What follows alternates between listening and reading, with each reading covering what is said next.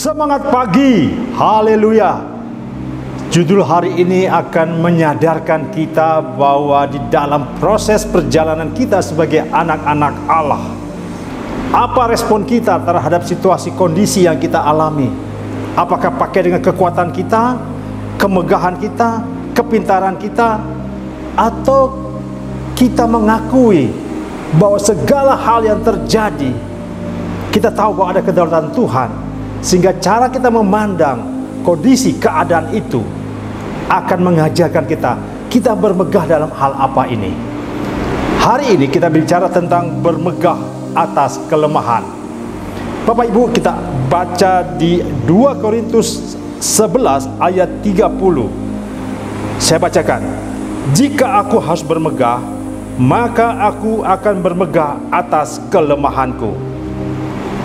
Paulus menyatakan suatu statement ini karena ada latar belakang bagaimana Paulus berhadapan dengan jemaat Korintus, di mana ada guru-guru palsu yang membuat mereka terpesona dengan ajaran-ajaran yang tidak sesuai dengan firman Allah. Paulus berdebat dengan jemaat Korintus.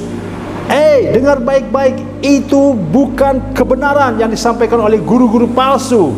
Sehingga di ayat ke-21b ada tertulis, tetapi jika orang-orang lain berani membanggakan sesuatu, maka aku berkata dalam kebodohan, berani juga. Apakah mereka orang Ibrani? Aku juga orang Ibrani. Apakah mereka orang Israel? Aku juga orang Israel. Apakah mereka keturunan Abraham? Aku juga keturunan Abraham. Ini adalah ungkapan Paulus kepada orang-orang jemaat di Korintus terhadap guru-guru palsu. Aku juga orang Ibrani, tapi itu dalam kebodohanku. Dunia menawarkan siapa yang kuat, dia harus dihargai. Siapa yang pintar, dia akan dipuja-puja. Dunia menawarkan itu. Bagaimana kita sebagai anak-anak Tuhan, yang dimana kata firman Tuhan, Paulus mengatakan, jika aku harus bermegah, maka aku akan bermegah atas kelemahanku. Ini menarik Bapak Ibu. Dalam perjalanan Paulus, dia berkata, apapun yang saya alami, penderitaan, di penjara, menghadapi kapal karam, semata-mata itu bukan kekuatanku, kasih karunia. Orang memiliki bahwa dia butuh Tuhan, dia mengakui kelemahannya, dia butuh kasih karunia. Orang yang memiliki pengertian bahwa dia lemah, maka dia akan dimampukan oleh kasih karunia. Untuk apa? Semua dikembalikan untuk Tuhan. Tujuan hidup kita sebagai orang-orang percaya dalam kelemahan ini adalah untuk kemuliaan nama Tuhan.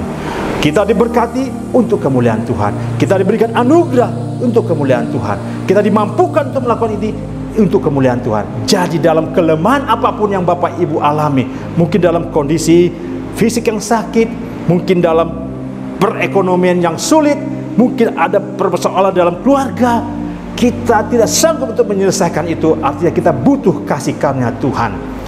Jangan memakai dengan kekuatan kita, kepintaran kita, dengan cara apapun yang ada dalam diri kita. Itu akan sia-sia. Bermegahlah di dalam kasih Kristus, maka kita akan dikuatkan. Di Mazmur 37 ayat 5 berkata, serahkanlah hidupmu kepada Tuhan dan percayalah kepadanya, dan Ia akan bertindak. Firman Tuhan ini akan mengajarkan kita kembali untuk tetap percaya.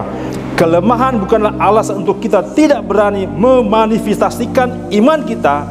Justru ketika kita lemah dan bergantung sepenuhnya pada Kristus, kuasanya bekerja di dalam kita. Shalom, Tuhan Yesus memberkati.